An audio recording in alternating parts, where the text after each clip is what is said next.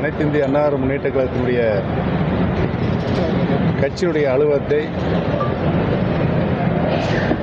அவர்கள் தவறான ஒரு பொதுக்குழுவை கூட்டியிருந்தார்கள். நாங்கள் தலைமை கழகத்தில் போய் உட்கார்ந்து விடலாம் என்று கிளம்பி வந்தோம்.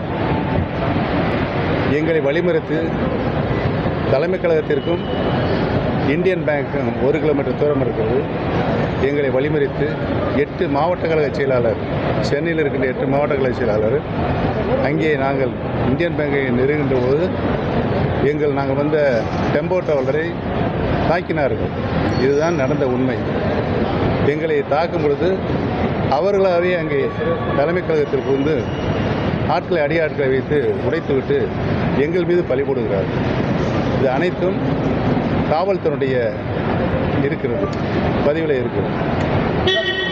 கட்சியில இணையணும் நீங்க தான் சொல்லிட்டு இருக்கிறீங்க. கட்சியில் இல்லை, நான் இணையன்னு சொல்ல, பிரிந்து கிடக்கின்ற அனைத்து இந்திய அண்ணா முன்னேற்ற கழகத்தினுடைய சக்திகள் இணைய வேண்டும். இணைந்தால்தான் வெற்றி பெற முடியும் என்ற சூழ்நிலை உருவாகும். அதைத்தான் நான் திரும்ப திரும்ப சொல்லிக் கொண்டிருக்கிறேன்.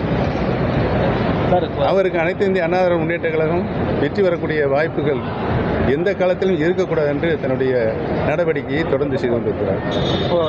ஒற்றை தலைமை வந்தால் அனைத்து தேர்தலிலும் நான் வெற்றி பெறுவேன் என்று தானே எங்களை தலைமை கழகத்தில் பேசினாங்க. ஆளை வச்சு ஒரு தேர்தலையும் வெற்றி பெற முடியல.